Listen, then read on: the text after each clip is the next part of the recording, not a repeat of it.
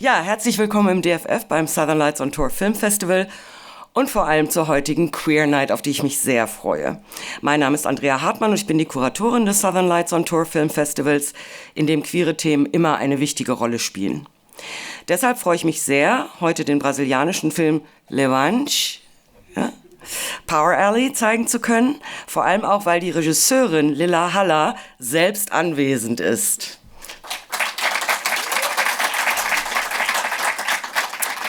Und dadurch haben wir eben die Gelegenheit, nach dem Film mit ihr zu sprechen. Und natürlich werden wir das Gespräch dann auch öffnen, sodass auch ihr Fragen stellen oder eure Eindrücke teilen könnt. Im Film geht es um Sofia, 17, die sehr talentierte Kapitänin eines queeren Volleyballteams in São Paulo. Als sie ungewollt schwanger wird, steht eine mögliche Profikarriere auf dem Spiel. Sie möchte einen Abbruch vornehmen lassen, gerät dabei aber ins Visier evangeliker ExtremistInnen. Ein paar Mal schon haben mich Menschen danach gefragt, warum bei mir immer Sportfilme laufen. Das ist einfach, weil ich an den Teamsport glaube. Denn dabei ist es ziemlich egal, wo du herkommst, wie du aussiehst, wie alt du bist, was auch immer. Du bist Teil eines Teams und es geht darum, gemeinsam, das ist übrigens unser diesjähriges Motto, und solidarisch ein Ziel zu erreichen. Und um Gemeinsamkeit und Solidarität geht es in diesem und vielen anderen Filmen des Festivals und dafür steht eben auch das Southern Lights on Tour Film Festival. Der Film war auf zahlreichen internationalen Festivals und wurde vielfach ausgezeichnet, unter anderem mit dem Youth Jury Award in Rotterdam, dem Fierté Award in Montreal, Best Director Award in Rio de Janeiro und in Havanna den Best First Feature Award. In Cannes wurde er ausgezeichnet mit dem Fipresci-Preis, die ganzen Sprachen, jetzt bin ich auch schon durcheinander, für den Debütfilm. Freuen wir uns auf einen tollen Film und auf das Gespräch danach mit Lillah und euch. Vielen Dank und gute Projektion. Nochmal ein herzliches Willkommen an Lillah Halla, die Regisseurin des Films. Schön, dass ihr alle noch da seid. Wir werden dieses Gespräch in englischer Sprache führen, aber wenn wir das Gespräch öffnen und jemand möchte Fragen stellen und möchte das lieber auf Deutsch tun, dann ist das auch in Ordnung, weil Lillah sehr gut Deutsch versteht. Also nur das vorab. So, before we talk about the film, I would like to know, also Lillah wohnt in Berlin, because you live in Berlin, which surprised me and which of course is great for us because then we can afford to invite you. So how come you live in Berlin? It's a long story, but to bring it shortly, it's a relationship between me and Berlin since 2001. And I spent some years at that time working with theater groups, and then I went back to Brazil, then I went to study in Cuba, film, back to Brazil, and at the Putsch in Brazil, I came back in 2016. That's actually when I was writing the film. So I'm always in movement, but I am based in Berlin. Which is great. Mm-hmm. So you just mentioned that you started writing the film, or you were writing the film in 2016. Yep. Now it's 2025. Yes. The film came out last year? At 23. 23. So that's seven years. It was 8 years. 8 years. Yes. Can you talk about why it took such a long time? I really hope that this is unique and that this is never going to happen again, but it kind of is long. And we had Bolsonaro in the middle of this process. We had pandemics in the middle of this process. So, of course, all of this made everything a lot longer. We had a closure of the Ministry of Culture, and we had a persecution of artists by the Bolsonaro time, and the film agency closure, and all the funds frozen for years. So it was quite a roller coaster. Every time I thought nothing could get worse, it would just get worse. So this film is really made of a lot of perseverance, but being the film, a Latin American film with such a political topic, first film director, female, queer topic, so it all sums up to make it harder.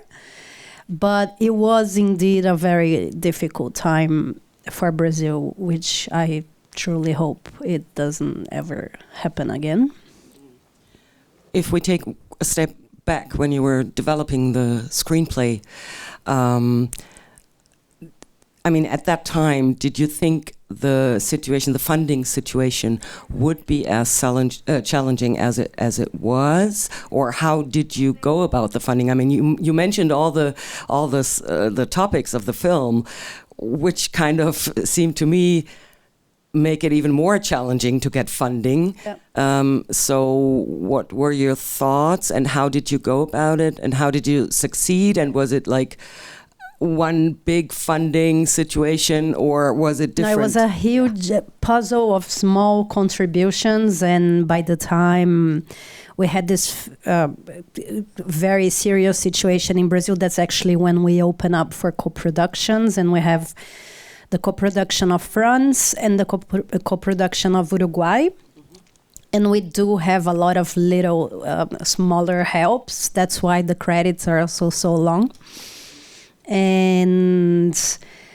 But to speak more interestingly about this, because it's a very bureaucratic work, I think that for the first 6 years, every obstacle was very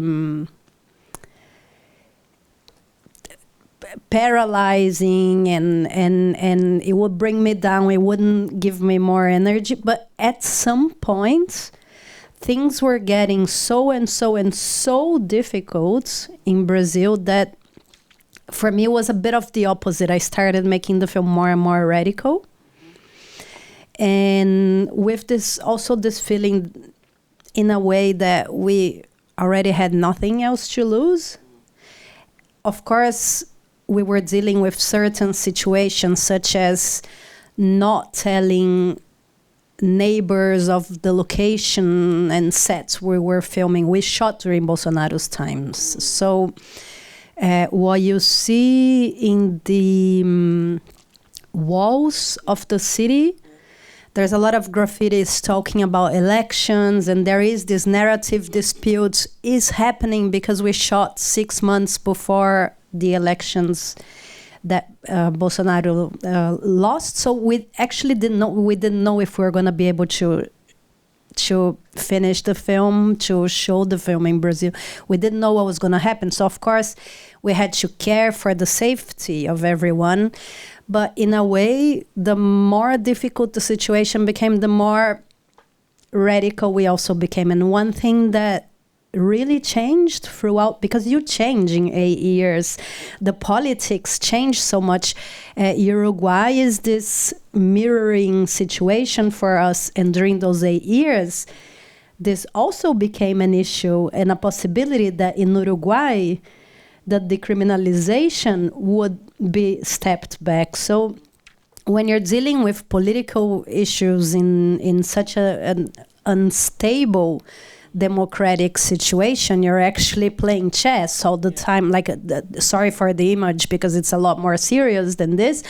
But in a way, me and the other writer, we were all the time trying to respond to the events that were happening. And I think one of the most important thing for me during all this time was to understand the importance of collectivity, precisely. I mean, this wasn't so clear. Of course, if you know exactly the film you're doing at the beginning of the journey, you don't even start, because it is about the journey as well. But the understanding that this film was about collective strength was the process of 8 years, and understanding that joy is a political tool, and the story couldn't be reflecting the fear and isolation we were feeling in the moment that we were shooting this film.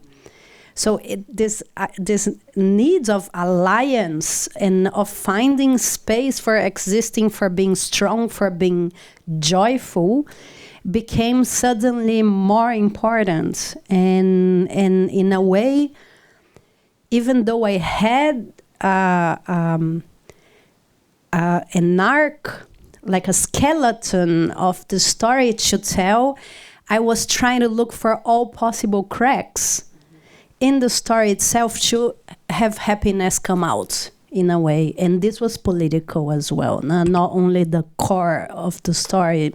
Well, absolutely. It's a story of resilience also, and of the power of, you were speaking of to work collectively, and that's what team sport is all about. So why volleyball? Because it's collective and because it's about a team strategy. I loved what you said at the beginning. I couldn't agree more. And the title of the film is, it has different meanings in Portuguese, but it means raising the ball. So it's also levantar is to raise, but it's also one of the positions in the volleyball, which is the one Sofia occupies. So she raises the ball for the team to cut. So this implies a collective strategy. And it's also a rise up, so an insurrection. So we thought it was very beautiful because it had the premises of what we were talking about. Absolutely. And then how did the English title come about, Power Alley? It's complicated because I think that in the end, we were trying to look for a similar idea inside sports, and with someone who's our publicist from the US, who's someone who is an English speaker and is familiar with volleyball, and she suggested it, but after I've been to some English-speaking countries with the title, I understood that we might have not hit the nail as we did in Portuguese, you know? So it was the idea of this team corridor protecting and making strength to protect someone. We also chose volleyball because if you look at a court from above, you do see this political, geographic definition of two sides, separated by an invented frontier. And this idea of Brazil, Uruguay, being able to or not being able to, life, death, female, male, all these categories, man-made frontiers, start breaking throughout the film. And that's a binarism, so to say, that we wanted to rupture. And if you look from like in the film, there's all those moments that in the courts, for example, the scene of the fights, which is a scene that was born with Bolsonaro getting power and starting the legitimation of mass attacks. In this scene, the opposite team crosses the courts. And this is a bit of what we wanted to do symbolically as well. So it's about collectiveness, and it's about breaking categories and geographic, man-made political cartographies in this sense. No? And would you also say breaking the binary? Because that is another, I mean, that's the... Of course, yes. Yeah, that's the separation. So, I mean, the actors are all amazing, and I would really like to know, how did you find them? I'm so glad we did. I could make films with them forever. I just want to do like Levante 2, 3, 4, 5. They go to Chile and then they come back, and then it's so much fun. And it was so important. Like, it was a 2-year process because we started the film casting. Pandemics came, we stopped. We lost some people. We didn't lose like death. We lost some people because life continues. Some were from sports careers and their life went on, and some continued from this first phase. But this pause we had in between also allowed us to keep searching deeper and deeper. So by the time we came, I didn't really know. I'm especially talking about the young group, yeah? I think all adults are the same as the first phase. We didn't change anyone. But especially the young people, I didn't know who was going to be Sofia, who was going to be Belle. I didn't know who was going to be the captain of the team. I just chose the people. At some points, I wasn't even sure. I love to say, I don't know in the process. I know it like breaks some categories, but it's also a queer way of dealing with this very hierarchical process of directing. And I didn't know who was going to play who. I didn't know if you had to choose people who can play volleyball, but then you teach them how to act, or the opposite. We had this hilarious casting moments in which actors and players come in the court and we start playing and making scenes, and it's crazy. I'm like, whose idea was it to make a film with sports?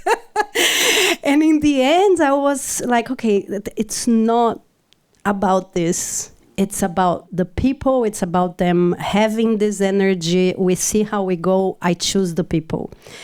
So we actually casted the group without knowing who was going to be Sofia, who's going to be... And I needed time with them. And so we started the process during a week.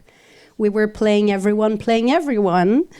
And on one hand, me and the writer, the co-writer, redefining roles and adapting what we had to them, to the reality, the beautiful reality that was there in front of our eyes, and we could never write something so powerful as what we were living. It was also like they have this energy together. They were also falling in love to each other. They were also living this experience of a queer group together in a time of pandemics. Every time we would turn the camera off, they had to put back the masks. The settings began with the test every day. They weren't allowed to go party after the film, and they're 20, you know? So it was very harsh on everyone, and they were pure bombing to this experience. So of course, for me, it was more about how do I mediate this to have the most of it in the film. Like, I don't want to put the structure into them. So in the end, yeah, no one could play volleyball, and we were like, that's also why the scenes are so close up into them, because it wasn't, in the end, it wasn't about that anymore. It was about this energy that they were bringing, and this really fed me and the technical and artistic cast team from behind the camera, because after 8 years, like, I honestly thought I couldn't direct this film anymore. When it came to the moment, I was like, I was pushing for so long. I lived this film for so long in my head. I don't have the power to be the one now completely making everyone fall in love to the story and bringing... I honestly thought I could make it, and then the cast arrives, and they guide me, because then it's this incredible energy that they have. So yeah, they kind of found me, and I found them. We found each other.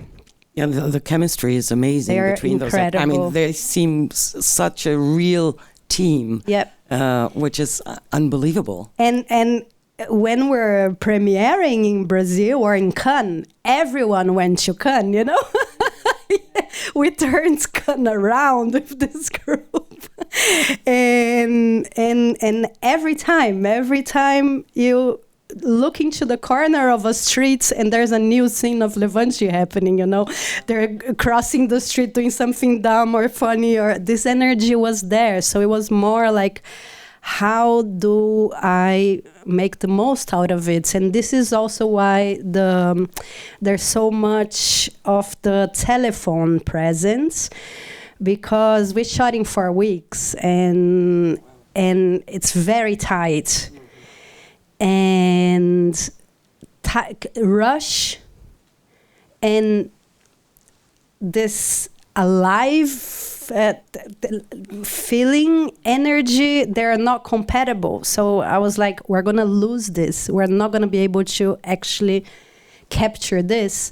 So at some point I was like, how can I hack this? How can I hack this? How can I hack this? And they are a generation of TikTok. Every time we would stop a rehearsal or a shooting, you look in the corner, they're making dancing videos together. And at some point I was like, hey, let's do the following. Let's make a WhatsApp group. You put me in, so only that I have access to this material. I'm not looking until we're finished. I'm not directing. You just throw anything you want in there. Surprise me. And a lot of the material that you see, for example, when Sofia and the father are traveling to Uruguay, like this is self-recorded from them, everything that you see there. Yeah. Because at some point I was like, we cannot make it. We're going to lose this power, and this is the power of the film. So I was like, okay, we shoot it, you know, you shoot it. Let's just because this was gold, no? Absolutely, that really shows. I mean, the team effort. Yeah. I mean, filming is a team effort, obviously. So, yes. What was I going to say?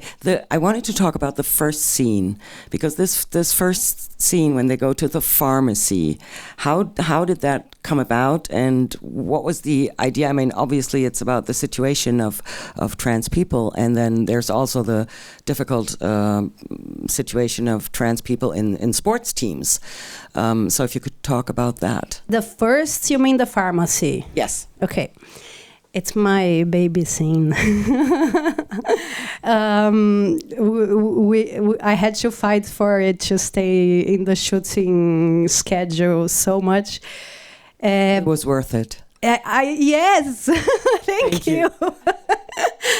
Because and everyone was very much in love with the honey. So every time someone tried to cut the pharmacy, I was like, we cut the honey, but we don't cut the... No, we don't touch the honey.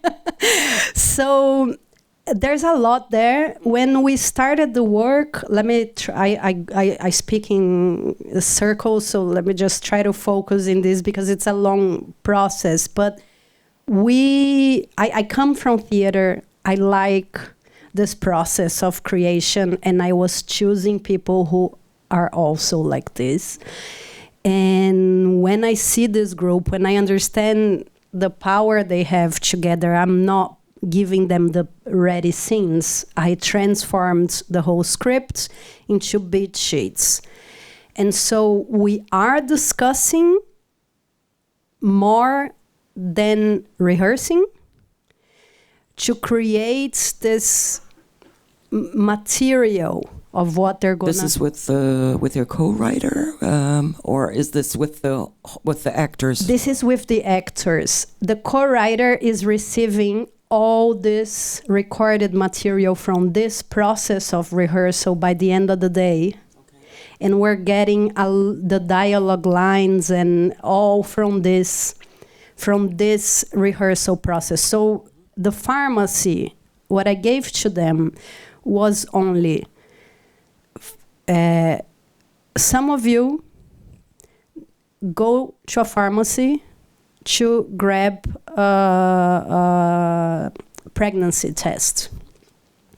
But we're discussing the whole context of everything that is going on. So in the Bolsonaro time, there was the whole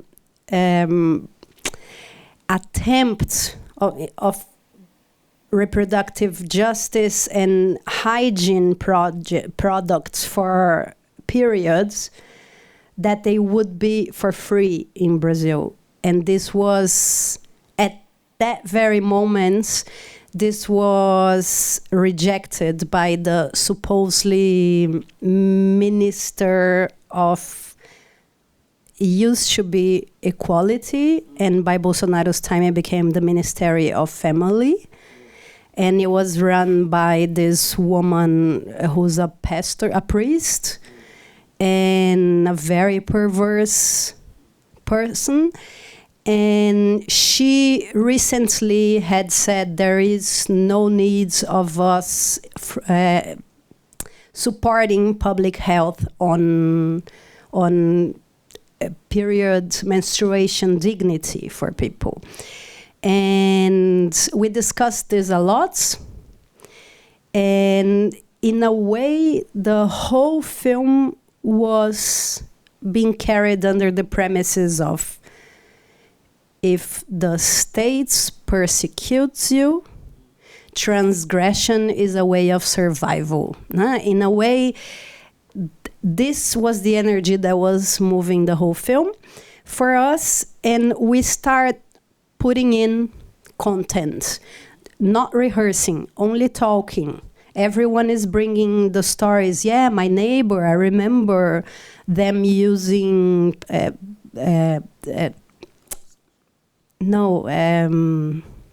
newspapers as hygiene for menstruation. And I remember, like this, there's all this content being brought up in circles, in conversations. So we're all filling ourselves with the contents before we actually go into rehearsing.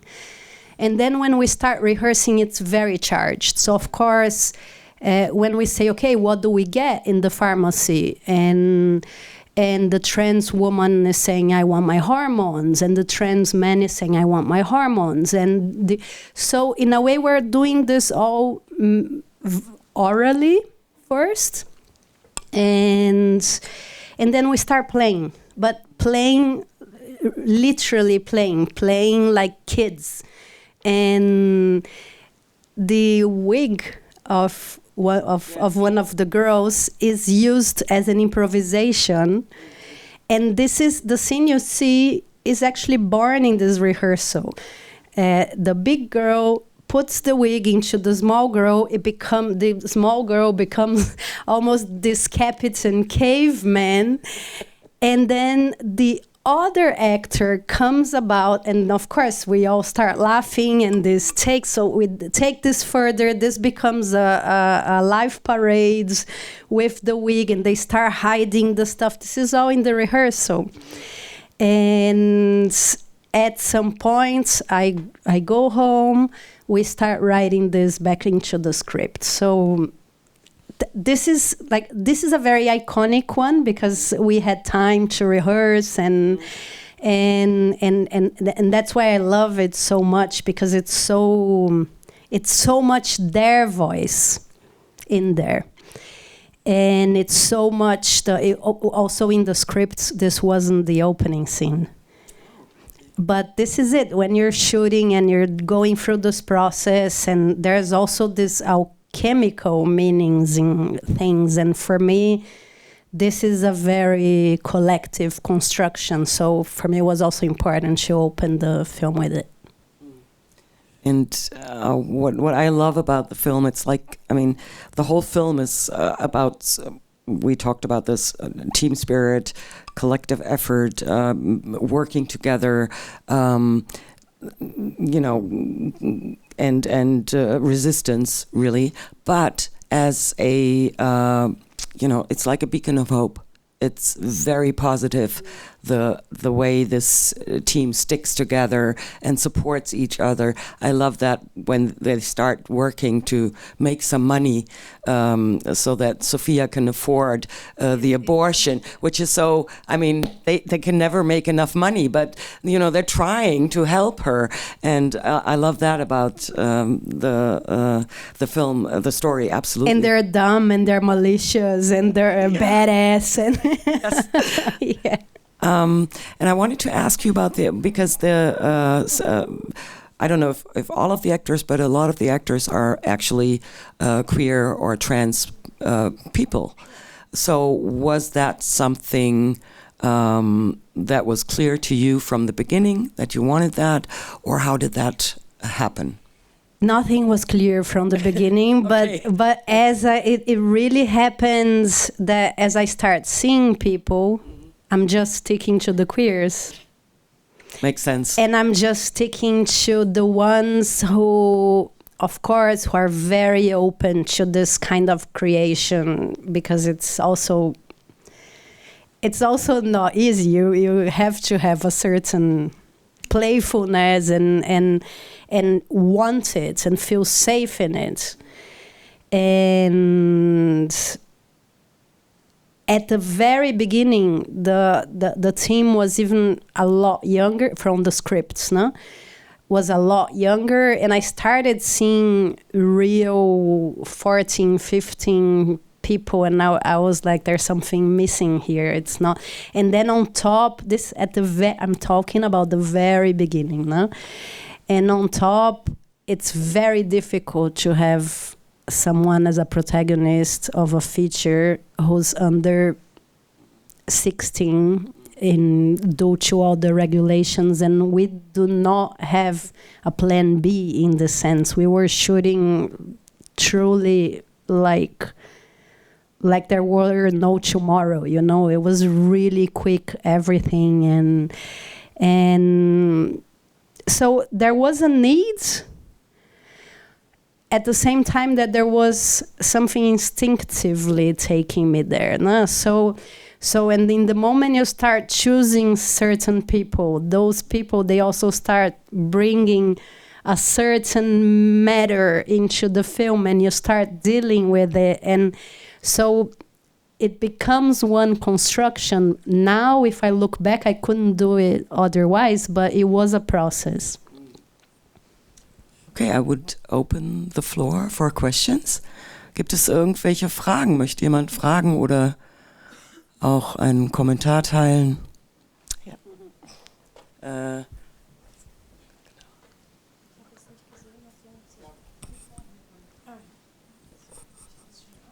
Hallo? Ja.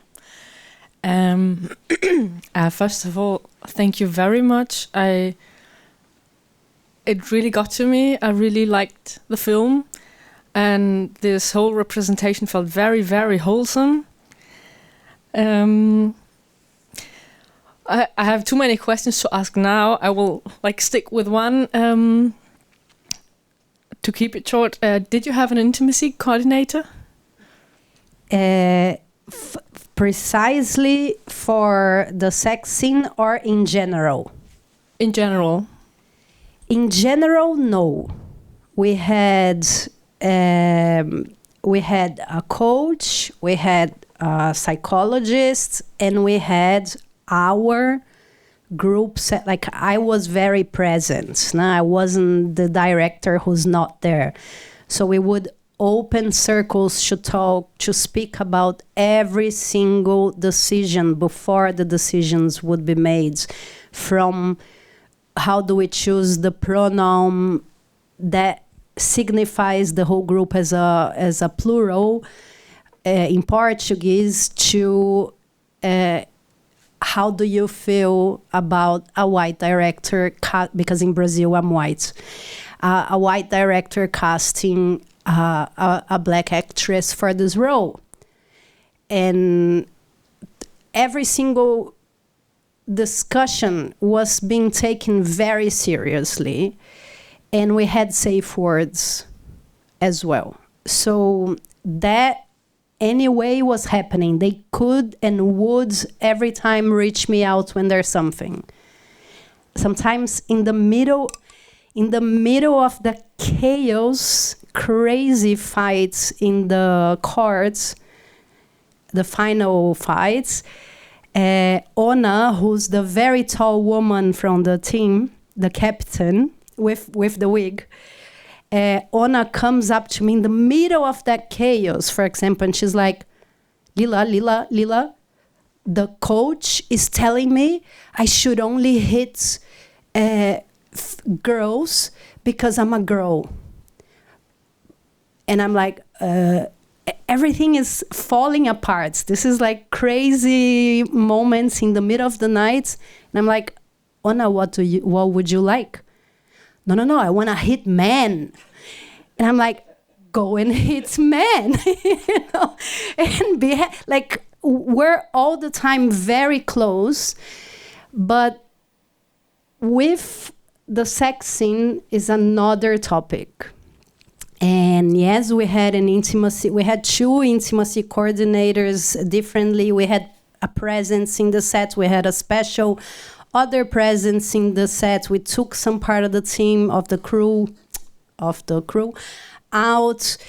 But still, I tell you that it's really not easy, because it's very different. What are the boundaries for each one? It's very different, the approach of having something very technical and having like one of the coordinators would say, people, we always talking about, we weren't rehearsing this, do it very technical.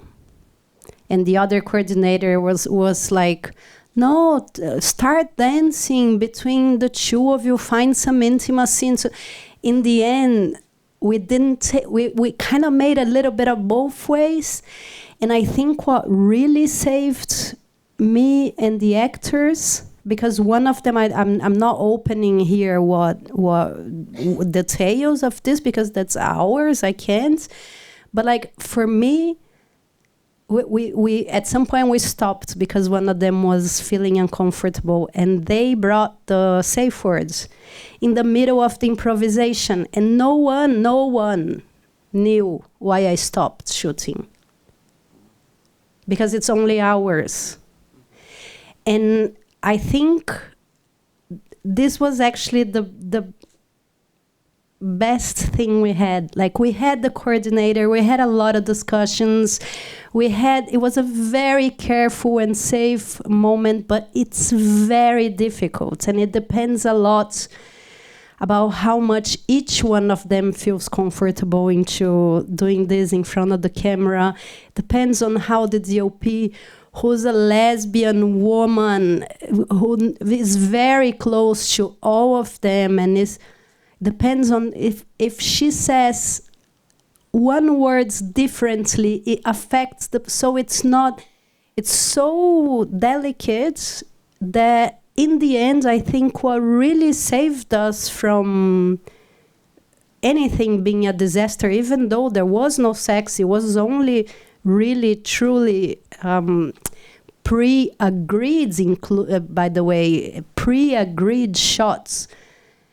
But still, it's so difficult to make the scene, and yeah, we used the safe words, and I'm very glad we had it. Thank you. You're welcome. Unfortunately, we only have a little bit of time left. I also speak amazingly, thank you. Also gibt's noch eine Frage oder einen Kommentar? Einen können wir noch. Okay, dann ja, herzlichen Dank, dass ihr alle geblieben seid. Thank you very much, Lillah, for coming. Thank you. Thank you all.